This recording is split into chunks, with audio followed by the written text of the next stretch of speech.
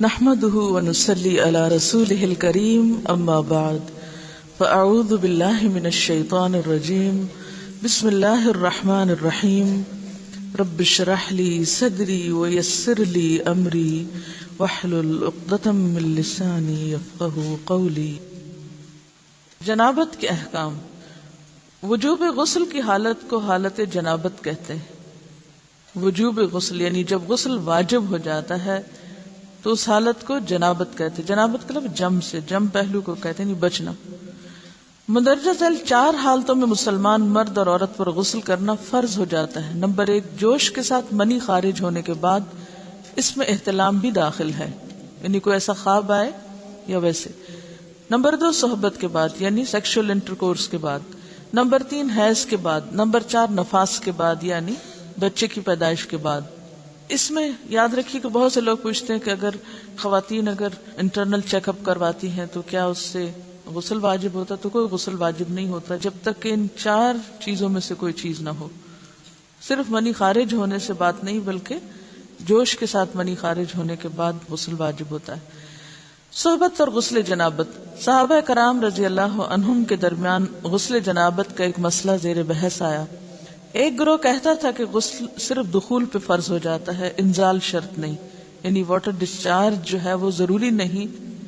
دوسرا گروہ بیان کرتا تھا کہ وجوب غسل کے لیے دخول کے ساتھ انزال بھی شرط ہے۔ یہ طویل مباحثہ کسی فیصلہ کن صورت پر منتج نہ ہوا۔ آخر قرار پایا کہ ام المومنین حضرت عائشہ رضی اللہ عنہا سے دریافت کیا جائے۔ حضرت عائشہ نے کہا کہ رسول اللہ صلی اللہ علیہ وسلم نے فرمایا، اذا جلس بین شعبها الاربع ومس الختان الختان فقد وجب الغسل۔ جب مرد عورت کی 4 شاخوں کے درمیان بیٹھ جائے اور اس کا محل ختنہ عورت کے محل ختنہ کے ساتھ مس کرے تو غسل واجب ہو جاتا ہے۔ تو مسئلہ یہ ثابت ہوا کہ صرف دخول پر ہی مرد اور عورت جنبی ہو جاتے ہیں اور ان پہ غسل واجب ہو جاتا ہے، انزال یعنی منی کا نکلنا شرط نہیں۔ رسول اللہ صلی اللہ علیہ وسلم نے فرمایا، جب تم عورت کی 4 شاخوں کے درمیان بیٹھ کر صحبت کرو تو تم پر غسل واجب ہو گیا، اگرچہ منی نہ نکلے۔ عورت کو بھی احتلام ہوتا ہے۔ ام المومنین حضرت سلمہ رضی اللہ عنہا روایت کرتی ہیں کہ حضرت ام سلیم نے رسول اللہ صلی اللہ علیہ وسلم سے کہا، اے اللہ کے رسول، یقیناً اللہ حق سے نہیں شرماتا، یعنی حق بات اور ایک ضروری بات جو ہے اس کو واضح کرنا ضروری ہوتا ہے، اور اس معاملے میں شرم سے کام نہیں لینا چاہیے، کہیں ایسا نہ ہو کہ انسان انجانے میں غلط کام کرتا رہے۔ تو یہ کہہ کر انہوں نے مسئلہ پوچھا، کیا عورت پر غسل ہے جبکہ اس کو احتلام ہو؟ آپ نے فرمایا ہاں، لیکن جب پانی کا نشان دیکھے یعنی منی دیکھے۔ اس پر حضرت ام سلمہ نے شرم سے منہ چھپا لیا اور عرض کیا، اے اللہ کے رسول، کیا عورت کو بھی احتلام ہوتا ہے؟ آپ نے فرمایا ہاں ہوتا ہے، تیرا داہنا ہاتھ خاک آلود ہو، یعنی یہ ایک پیار کی ڈانٹ تھی۔ اور اس میں ہو سکتا ہے کہ مزاج کا فرق ہو، بعض خواتین کے ساتھ ایسا نہ ہو اور بعض کے ساتھ ایسا ہو، لیکن اس میں جو اصل چیز ہے وہ ایکسیسو واٹر ڈسچارج ہے۔ اس میں کہیں ایسا نہ ہو کہ لیکوریا وغیرہ کے ساتھ اس کو ریلیٹ کر دیا جائے۔ دونوں چیزوں میں فرق ہے۔ اور احتلام جو ہے وہ سوتے وقت ہوتا ہے، یعنی سو کر اٹھنے پر اگر انسان اپنے کپڑوں پر زیادہ ڈسچارج دیکھے، خواہ کوئی خواب یا کوئی فیلنگ یاد نہ بھی ہو، تو پھر غسل کرنا ضروری۔ معلوم ہوا کہ عورت یا مرد نیند سے اٹھ کر اگر تری یعنی نشان منی دیکھیں تو یہ احتلام کی علامت ہے، لہذا ان پر غسل کرنا فرض ہو جاتا ہے۔ اور اگر احتلام کی کیفیت انہیں یاد ہو لیکن نشان نہ پائیں، یعنی خواب یاد ہے لیکن کوئی سامنے علامت نہیں، تو غسل فرض نہیں ہوگا۔ ایسی صورت میں شک کی ضرورت نہیں ہے کہ نہیں میں نے خواب دیکھا اور مجھے خواب بالکل صحیح یاد ہے تو مجھے نہانا چاہیے، نہیں، محض خواب پر نہیں نہایا جائے گا جب تک کہ فزیکلی کوئی ایسی چیز سامنے دیکھی نہ جائے۔ جنبی کے بالوں کا مسئلہ۔ حضرت ام سلمہ روایت کرتی ہیں کہ میں نے کہا، اے اللہ کے رسول صلی اللہ علیہ وسلم، میں اپنے سر کے بال خوب مضبوط گوندتی ہوں، کیا میں انہیں غسل جنابت کے وقت کھولا کروں؟ آپ نے فرمایا، ان کا کھولنا ضروری نہیں، تیرے لیے یہی کافی ہے کہ 3 لپ پانی اپنے سر پر ڈالے، پھر اپنے سارے بدن پر پانی بہائے، پس تو پاک ہو جائے گی۔ یعنی بالوں کی جڑیں بھیگنا، سکن بھیگنا ضروری ہے، سارے بال کھولنا ضروری نہیں ہے۔ جنبی کے بالوں کا مسئلہ، حضرت عائشہ کو خبر ملی کہ حضرت عبداللہ ابن عمرو عورتوں کو غسل جنابت کے لیے بال کھولنے کا حکم دیتے ہیں۔ فرمانے لگی ابن عمرو پر تعجب ہے، انہوں نے عورتوں کو تکلیف میں ڈال دیا، وہ انہیں سر منڈوانے کا حکم کیوں نہیں دے دیتے؟ یہ حضرت عائشہ کی ڈانٹ تھی، یعنی وہ یہ تو کہہ رہے کہ عورتیں بال کھول کھول کے نہائیں، تو وہ پھر سیدھا یہی کہیں کہ عورتیں بال منڈوا لیں۔ میں اور رسول اللہ صلی اللہ علیہ وسلم ایک ہی برتن میں غسل کرتے، اور میں اپنے بال کھولے بغیر سر پر 3 چلو سے زیادہ پانی نہیں ڈالتی تھی۔ معلوم ہوا کہ غسل جنابت کے لیے بال کھولنے کی ضرورت نہیں، مگر یہ حکم صرف غسل جنابت کا ہے، غسل حیض کے لیے بالوں کا کھولنا ضروری ہے، کیونکہ وہ مہینے میں ایک دفعہ ہے۔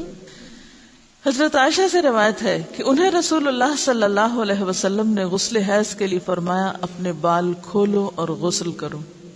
اس میں آپ دیکھیے کہ دونوں چیزوں میں فرق کیوں ہے، دونوں کی نوعیت فرق ہے، اور حیض جو ہے وہ ایک نجاست کی کیفیت بھی ہے نا، قل ہوا اذی، تو اس کے بعد نہانا اور نہا کر خوشبو لگانا خاص طور پر اس کا سارا حکم آتا ہے، لیکن غسل جنابت میں نجاست کی وہ کیفیت نہیں ہے، یعنی حیض کا خون اور منی جو ہے ان دونوں کے حکم میں بھی فرق ہے، ٹھیک ہے نا۔ بعض علماء کے خیال میں جو منی ہے اٹ سیلف وہ ناپاک چیز نہیں ہے، اگر کسی کپڑے وغیرہ کو لگ گئی تو وہ کپڑا ناپاک نہیں، اگر اس کو خشک ہونے پر کھرچ کے صاف کر دیا جائے تو کپڑا صاف ہو جائے گا۔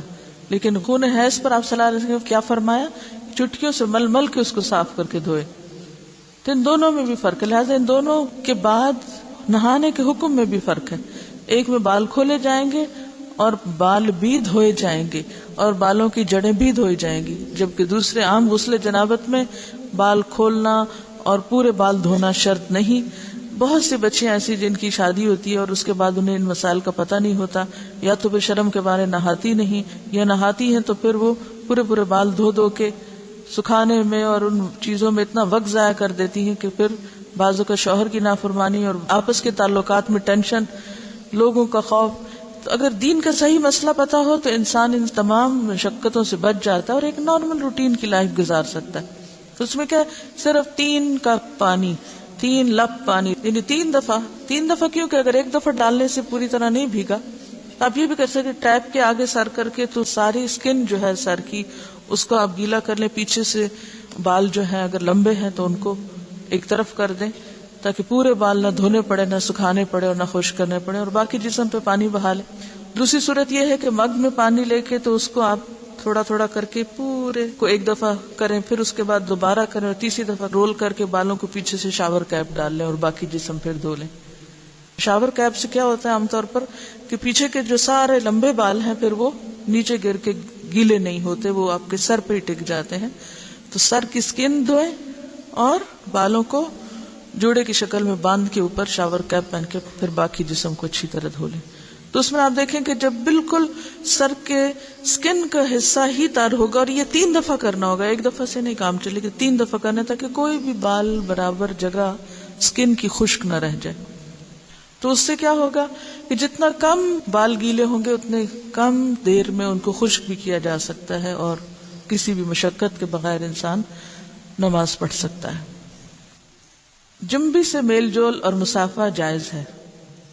حضرت ابو ہریرہ روایت کرتے ہیں کہ ایک دن بحالت جنابت میں نے رسول اللہ صلی اللہ علیہ وسلم سے ملاقات کی، آپ نے میرا ہاتھ پکڑا اور میں آپ کے ساتھ ہو لیا، آپ ایک جگہ بیٹھ گئے اور میں چپکے سے نکل گیا، گھر جا کر غسل کیا، پھر واپس آیا، آپ ابھی بیٹھے ہوئے تھے، آپ نے پوچھا اے ابو ہریرہ تو کہاں گیا تھا؟ میں نے سارا حال کہہ سنایا تو آپ نے فرمایا سبحان اللہ، تحقیق مومن ناپاک نہیں ہوتا۔ نبی صلی اللہ علیہ وسلم کا یہ فرمان کہ مومن ناپاک نہیں ہوتا، اس کا مطلب یہ ہے کہ مومن حقیقتاً نجس اور پلید نہیں ہوتا۔ جنابت حکمی نجاست ہے، حسی نہیں، یعنی نجاست کے حکم میں ہے لیکن بظاہر وہ کوئی ناپاک ہونے والی بات نہیں۔ یعنی شریعت نے مصلحت کی بنا پر ایک حالت میں حکماً اس پر غسل واجب کیا ہے، بس جنبی کے ساتھ ملنا جلنا، اٹھنا بیٹھنا، اختلاط ارتباط، کھانا پینا سب جائز ہے۔ یہاں یہ بات یاد رہے کہ بعض اوقات ایسا بھی ہوتا ہے کہ انسان حالت جنابت میں ہوتا ہے، تو ہمارے ہاتھ اس میں اتنے زیادہ بچیوں کو ڈرایا جاتا ہے کہ ایک قدم بھی اٹھایا تو معلوم نہیں کیا قیامت آ جائے گی اور تم کمرے سے نکل ہی نہیں سکتے جب تک کہ پاک نہ ہو۔ تو بعض اوقات حالات کا تقاضا ایسا ہوتا ہے کہ جس میں انسان کو کچھ ضروری کام نپٹانے پڑتے ہیں، بعض اوقات جیسے بچوں کو اسکول چھوڑنا ہے یا ان کو ناشتہ بنا کے دینا ہے یا کچھ، تو پھر دو ایکسٹریم پہ لوگ چلے جاتے ہیں، یا تو پرواہ نہیں کرتے پاک ناپاک ہونے کی، یا یہ ہے کہ وہ اس چیز کو اتنا ایشو بنا لیتے ہیں کہ باقی سارے کام ان کے متاثر ہو کے رہ جاتے ہیں۔ تو اس چیز کو اپنی حدود میں رکھ کے لائٹلی لینا چاہیے، جو فریضہ ادا کرنا وہ کر لے، اور باقی چیزیں جو ہیں ان کو ایشو نہ بنایا جائے۔ یعنی اگر کسی وقت مجبوراً تھوڑی دیر کے لیے گھر سے بھی نکلنا پڑ جائے، جیسے حضرت ابو ہریرہ باہر نکلے ہوئے تھے، تو اس میں بھی حرج نہیں ہے۔ اس کا یہ مطلب نہیں کہ آپ ٹال مٹول کر کے تو دن بھر کی نمازیں گنوائیں، یہ صرف رخصت کی بات ہے یا کیا کر سکتے ہیں آپ اس کی بات ہے۔ اس کا یہ مطلب نہیں کہ یہ ایک عادت یا ایک روٹین بنا لی جائے ناپاک رہنے کی۔ بعض لوگ کچھ کھاتے نہیں پیتے نہیں کہ ہم ناپاک ہیں، کھانا پینا بات چیت لین دین، یعنی اگر کسی کا ہاتھ دوسرے پاک بندے سے چھو گیا تو وہ کوئی ناپاک نہیں ہو جائے گا، یا کسی کپڑے کو ہاتھ لگ گیا یا کسی چیز کو یا کسی کھانے کو، تو وہ کھانا ناپاک نہیں ہوگا، کیونکہ یہ حسی نجاست نہیں ہے، آپ کے ہاتھ میں کوئی گندگی نہیں ہے۔ اگر اس حالت میں کبھی آٹا گوندنا پڑ جائے یا کوئی پیڑا یا روٹی بنانی پڑ جائے، دیکھیے کہ بعض اوقات بچے چھوٹے ہیں رو رہے ہیں، ان کو کھانا چاہیے، اور آپ کہیں روتے رہیں جو روتے ہیں، میں تو ناپاک ہوں اس لیے میں تو کوئی کام نہیں کر رہی، تو یہ ایک دوسری ایکسٹریم ہوگی، ایسا کرنا درست نہیں۔ اگر ضرورت کے تحت تھوڑی دیر، گھنٹہ 2 گھنٹہ کسی وجہ سے ڈیلے کرنا پڑے، بعض اوقات ایسا ہوتا پانی نہیں ہوتا، تو ایسی صورت میں کیا کریں گے؟ ایسی صورت میں آپ ویٹ کریں گے، بعض سپلائی کا پانی 1 گھنٹے تک آ رہا ہے، تب آپ کوئی کام کاج نہ کریں، اندر مرغی بن کے بیٹھ جائیں کہ میں ناپاک ہوں میں ناپاک ہوں، نہیں، سب کام کریں اپنے، اور جب پانی آ جائے تو نہا لیں۔ ایسے کرنے میں کوئی گناہ نہیں، کوئی جرم نہیں، کوئی غلطی نہیں۔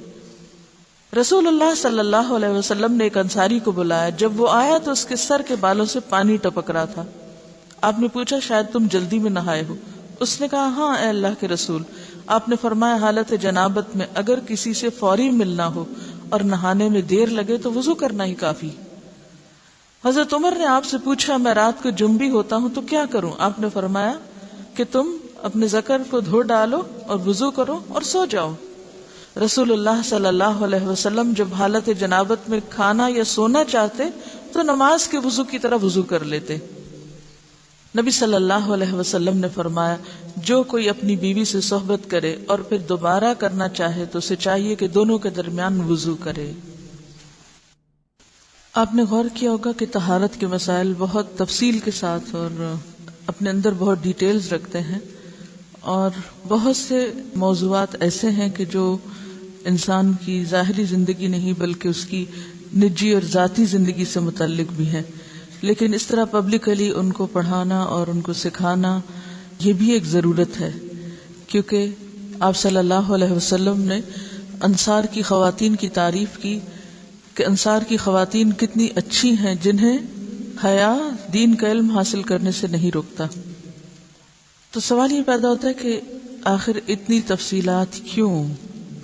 اور بعض لوگ اس کو ناپسندیدہ قرار دیتے ہیں، تو ایسا کرنا ناسمجھی کی علامت ہے۔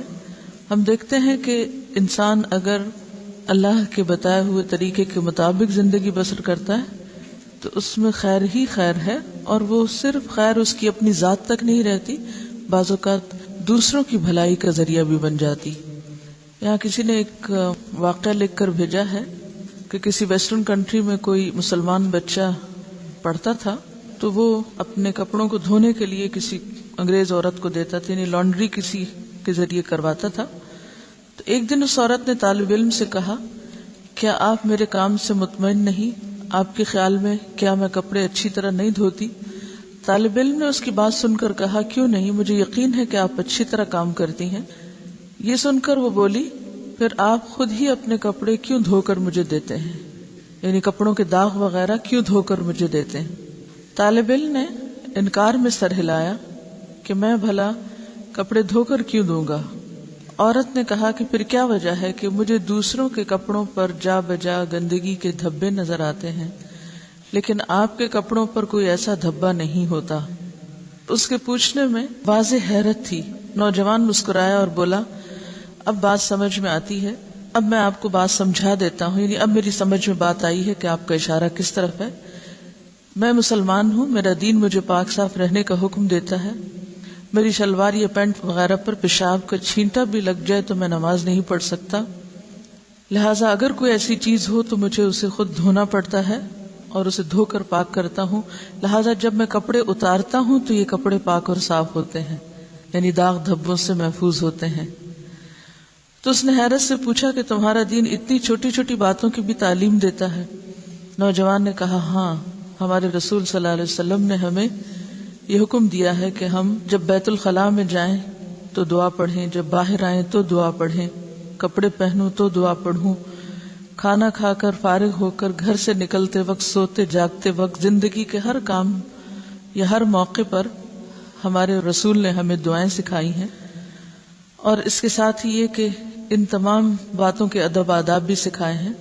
تو اس انگریز عورت کو وہ باتیں بہت دلکش اور حیران کن محسوس ہوئیں، اور کچھ دن تک وہ اس طالب علم کی عادات کا مزید جائزہ لیتی رہی، اور بالآخر اسلام اس کے دل میں گھر کر گیا اور وہ مسلمان ہو گئی، اور اس کے بعد اس نے اپنے گھر کے دوسرے افراد کو بھی مسلمان کیا، اسے ایک خاتون نے۔ تو بات یہ کہ بات تو چھوٹی سی ہے لیکن ایک بہت بڑا فرق ڈال دیتی ہے۔ لیکن افسوس یہ کہ آج مسلمان ہی یہ آداب اور اخلاق بھول گئے، کیونکہ بہت سے مواقع پر ایسا بھی ہوا ہے ہمارے ساتھ کہ جب ہم نے الوداع میں پرانے کپڑے مختلف، جیسے سیلاب آ گیا یا زلزلہ آ گیا یا کچھ، تو اس موقع پر نئے پرانے سب مٹیریلز جب اکٹھے کیے گئے تو بلیو بھی بعض اوقات کپڑوں پر خون کے دھبے، گندے داغ اور نجاست وغیرہ بھی لگی ہوئی پائی گئی، جسے دیکھ کر بے انتہا افسوس ہوا کہ ایک مسلمان لڑکی جو بالغ ہو چکی ہے، اس کو اس کی ماں نے یہ ادب نہیں سکھایا، یہ طریقہ نہیں سکھایا کہ لباس کو صاف کیسے رکھتے ہیں۔ بھلے آپ کو کپڑا کسی سے بھی دھلوانا ہو، یا آپ کو دوبارہ نہیں پہننا، یا آپ کسی غریب کو دے رہے ہیں، مسلمان کا تو لباس اتارتے وقت بھی طریقہ یہ ہوتا ہے کہ جب وہ اتارے تو ایسے ہی اتارے کہ جیسے وہ نجاست سے صاف ہے۔ تو بعض اوقات ہم غفلت میں ایسی حرکتیں کرتے رہتے ہیں، اور اس کا غلط امپریشن نہ صرف یہ کہ اپنے گھر والوں پر، اپنے قریبی لوگوں پر، بلکہ دوسرے ادیان والوں تک بھی اس کا دائرہ بعض اوقات پھیل جاتا ہے۔ تو ان معاملات میں جو بظاہر لوگوں کی نگاہوں سے چھپے ہوئے ہیں، ہمیں اپنی باطنی زندگی میں، نجی زندگی میں، داخلی زندگی میں، پرائیویٹ لائف میں بھی اللہ کے تقوی کا ثبوت دینا ہے اور ان تمام چیزوں کا خیال رکھنا ہے۔ حائضہ سے صحبت کرنے کی ممانعت۔ حیض کی حالت میں عورت سے مجامت کرنا سخت گناہ ہے۔ اللہ تعالیٰ نے قرآن مجید میں فرمایا فَاعْتَزِلُوا النِّسَاءَ فِي الْمَحِيضِ، یعنی واضح قرآن کا حکم ہے، پس ایام حیض میں عورتوں سے کنارہ کشی کرو، یعنی کنارہ کشی سے مراد لین دین اور بالکل تعلق ختم کرنا نہیں، مراد یہاں پر سیکشل انٹرکورس ہے، یعنی صحبت نہ کرو۔ اگر کوئی اس گناہ کا مرتکب ہو جائے تو اس کی بابت نبی صلی اللہ علیہ وسلم نے فرمایا، جو شخص بحالت حیض اپنی عورت سے صحبت کرے تو اسے چاہیے کہ نصف دینار صدقہ کرے۔ دینار 4.5 ماشے سونے کا ہوتا ہے، تو نصف دینار 2.25 ماشے سونا ہوا۔ 2.25 ماشے سونے کی قیمت صدقہ کرے، یعنی کسی مستحق کو دے اور آئندہ کے لیے توبہ کرے۔ مزی کے خارج ہونے سے غسل واجب نہیں ہوتا۔ سیدنا علی رضی اللہ عنہ بہت طاقتور جوان تھے، آپ کو اکثر مزی آتی، آپ کو مسئلہ معلوم نہ تھا کہ مزی کے خارج ہونے پر غسل واجب ہوتا ہے یا نہیں۔ چونکہ رسول اللہ صلی اللہ علیہ وسلم کے داماد تھے، اس لیے بالمشافہ دریافت کرتے حجاب آیا، یعنی آپ کو شرم محسوس ہوئی، تو اپنے دوست مقداد سے کہا کہ وہ مسئلہ دریافت کریں۔ حضرت مقداد نے نبی صلی اللہ علیہ وسلم سے پوچھا، آپ نے فرمایا مزی کے خارج ہونے پر غسل واجب نہیں ہوتا، صرف وضو کرنا چاہیے۔ نبی صلی اللہ علیہ وسلم نے فرمایا اگر مزی خارج ہو تو آلہ تناسل کو دھو لو اور وضو کر لو.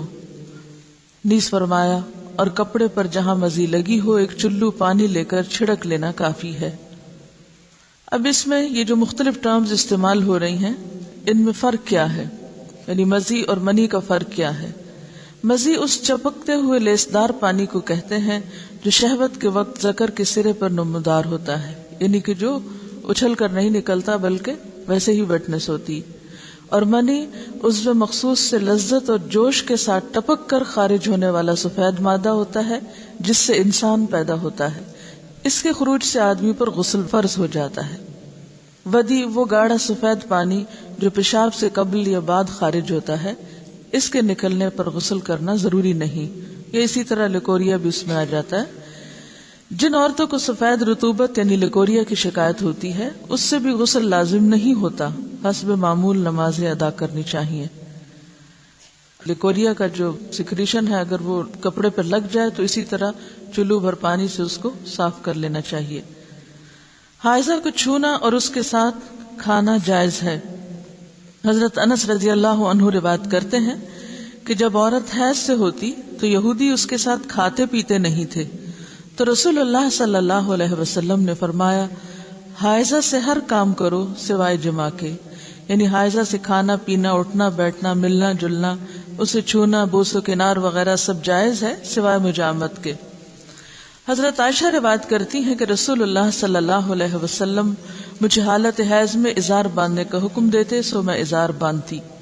آپ مجھے گلے لگاتے اور میں حیض والی ہوتی. حضرت عائشہ سے روایت ہے کہ نبی صلی اللہ علیہ وسلم نے مسجد میں اپنی اعتکاف گاہ سے مجھے بوریا پکڑانے کا حکم دیا.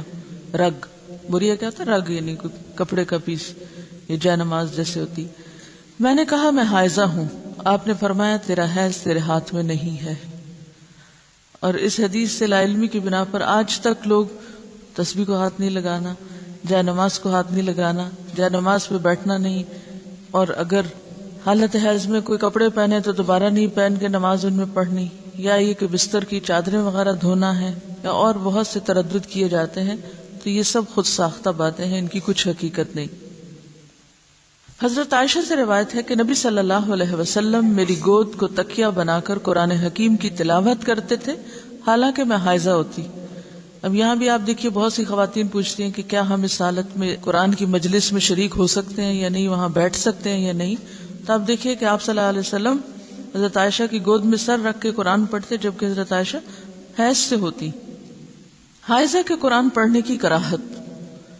اب حائضہ خود کیا کرے؟ کیا قرآن پڑھ سکتی ہے یا نہیں؟ ذکر کر سکتی ہے یا نہیں؟ حالت جنابت اور حیض میں قرآن حکیم کی تلاوت کے حرام ہونے کے بارے میں کوئی صحیح حدیث نہیں ہے، یعنی حرام نہیں ہے پڑھنا، مگر ان حالتوں میں مکروہ ضرور ہے، یعنی پسندیدہ نہیں ہے کہ انسان تلاوت کی غرض سے صبح بیٹھ کر قرآن پاک کی کچھ آیات پڑھے. ہاں اگر کوئی تعلیم حاصل کرنے کے لیے، سیکھنے کے لیے کچھ پڑھ رہا ہے تو اس کی رخصت ہے. مہاجر بن قنفس سے مروی ہے کہ رسول اللہ صلی اللہ علیہ وسلم کو بحالت پیشاب کسی نے سلام کیا تو آپ نے جواب نہ دیا. فراغت کے بعد آپ نے وضو کیا اور فرمایا میں نے مناسب نہ سمجھا کہ طہارت کے بغیر سلام کا جواب دوں. اس کا یہ مطلب نہیں کہ طہارت کے بغیر کہ جب اگر کسی نے وضو نہیں کیا ہو تو وہ سلام کا جواب نہ دے، یا اگر آپ بے وضو اور کوئی آپ کو سلام کرے تو آپ جواب نہ دے کہ میرا وضو نہیں ہے.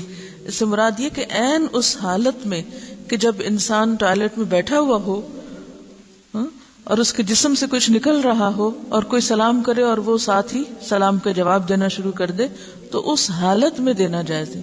اب حیض کی بھی کنڈیشن ایسی ہوتی ہے نا کہ مسلسل بعض اوقات کچھ سیکریشن ہوتی رہتی ہے، تو ایسی صورت میں اگر انسان عبادت کی غرض سے تلاوت کر رہا ہے تو یہ درست نہیں. ہاں تعلیم کی غرض سے اس کی اجازت موجود ہے کیونکہ حرام بہرحال نہیں ہے. جب حدث اصغر کی حالت میں سلام کا جواب دینا مکروہ ہوا تو جنبی کا قرآن کی تلاوت کرنا بالاولا یعنی زیادہ مکروہ ہوا. البتہ باقی اذکار کی بابت امام نووی فرماتے ہیں جنبی کے لیے تسبیح اور تحمید، تکبیر اور دیگر دعائیں اور اذکار بالاجماع جائز ہیں، یعنی صبح شام کی دعائیں ہیں یا گھر سے نکلنے کی یا داخل ہونے کی یا جتنے بھی ذکر اذکار کی قسمیں ہیں یہ ساری کی ساری بالاجماع جائز ہیں کہ انسان اٹھتے بیٹھتے چلتے پھرتے یہ سب پڑھ سکتا ہے، خواہ حالت جنابت میں ہو یا پھر حیض میں۔ اس کی دلیل حضرت عائشہ کی حدیث ہے، آپ فرماتی ہیں میں ایام حج میں حائضہ ہو گئی تو رسول اللہ صلی اللہ علیہ وسلم نے فرمایا بیت اللہ کے طواف کے علاوہ باقی ہر وہ کام کرو جو حاجی کرتا ہے۔ تو اس کا کیا مطلب تھا؟ یعنی حالت حیض میں ہر وہ کام کرو جو حاجی کر رہے ہیں سوائے طواف کے، اور نماز تو ویسے ہی انڈرسٹوڈ تھی کہ اس حالت میں نہیں پڑھنا۔ تو اس سے کیا پتہ چلتا ہے حاجی باقی کیا کام کرتے ہیں؟ ذکر کرتے ہیں، ذکر اذکار دعائیں مانگتے ہیں۔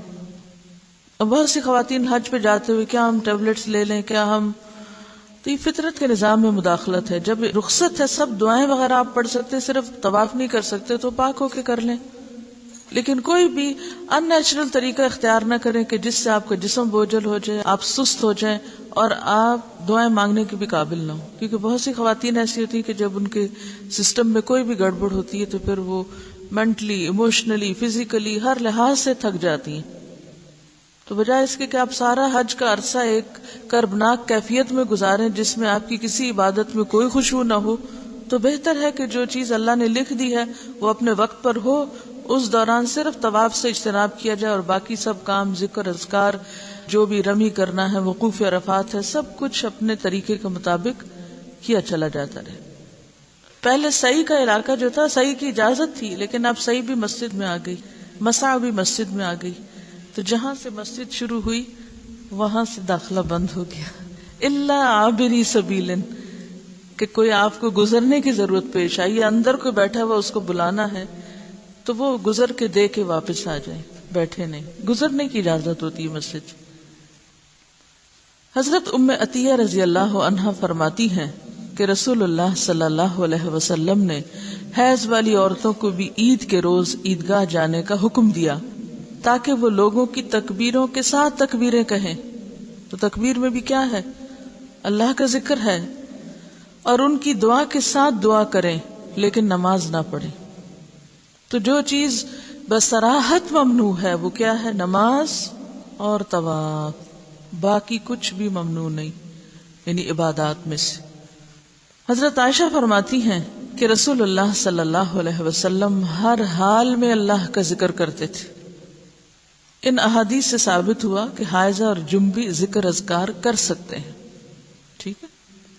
استحاضہ کا مسئلہ، استحاضہ وہ خون ہوتا ہے جو ایام حیض کے بعد خاکی یا زرد رنگ کا جاری ہوتا ہے۔ یہ ایک مرض ہے۔ جب عورت اپنے حیض کی عادت کے دن پورے کرے پھر اسے غسل کر کے نماز شروع کر دینی چاہیے۔ تو اس میں اصل حکم یا اصل بات کیا ہے؟ عادت۔ جتنے دن کسی کی عادت ہے اس عادت کے مطابق انسان نماز چھوڑے، یعنی اتنے دن کے لیے، اور بعد میں نہا کر نماز شروع کر دے، خواہ کوئی ڈسچارج ہو بھی تو، کیونکہ وہ خون حیض کا نہیں بلکہ استحاضہ کا ہے جو اس مخصوص مدت کے بعد آتا ہے۔ حضرت عائشہ سے روایت ہے کہ فاطمہ بنت ابی حبیش رضی اللہ عنہا رسول اللہ صلی اللہ علیہ وسلم کی خدمت میں حاضر ہوئیں اور عرض کیا، اے اللہ کے رسول، مجھے خون استحاضہ آتا ہے اور میں بوجہ خون استحاضہ پاک نہیں ہوتی، کیا میں نماز چھوڑ دوں؟ آپ نے فرمایا نہیں، خون استحاضہ ایک اندرونی رگ سے بہتا ہے اور یہ خون حیض نہیں، بس جب تجھے حیض کا خون آئے تو نماز چھوڑ دے، اور جس وقت خون حیض بند ہو جائے اور استحاضہ شروع ہو تو اپنے استحاضہ کے خون کو دھو لو اور نماز پڑھو۔ تو حاصل کلام یہ ہے کہ مستحاضہ پاک عورت کی طرح ہے، ایام حیض کے بعد غسل کر کے نماز شروع کر دے۔ ہاں یہ بہت ضروری ہے کہ ہر نماز کے لیے نیا وضو کرتی رہے۔ رسول اللہ صلی اللہ علیہ وسلم نے حضرت فاطمہ سے یہ بھی فرمایا، ہر نماز کے لیے وضو کر لیا کرو، یعنی ہر نماز کے لیے نہانے کی ضرورت نہیں، صرف وضو کافی ہے، خواہ پہلے سے وضو ہو بھی، چونکہ ڈسچارج ہوتا رہتا ہے اس لیے وضو باقی نہیں رہتا، دوبارہ وضو کر لیا جائے۔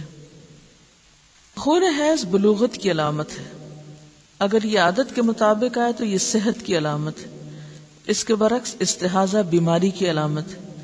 چونکہ یہ خون حیض سے پہلے بھی آتا ہے اور حیض کی مدت گزر جانے کے بعد رکتا نہیں، اس لیے بعض خواتین اسے بھی حیض سمجھ کر نماز چھوڑے رکھتی ہیں، لہٰذا اس مسئلے کو سمجھنا ضروری ہے۔ خون حیض گاڑھا، سیاہ اور کسی قدر بدبودار ہوتا ہے۔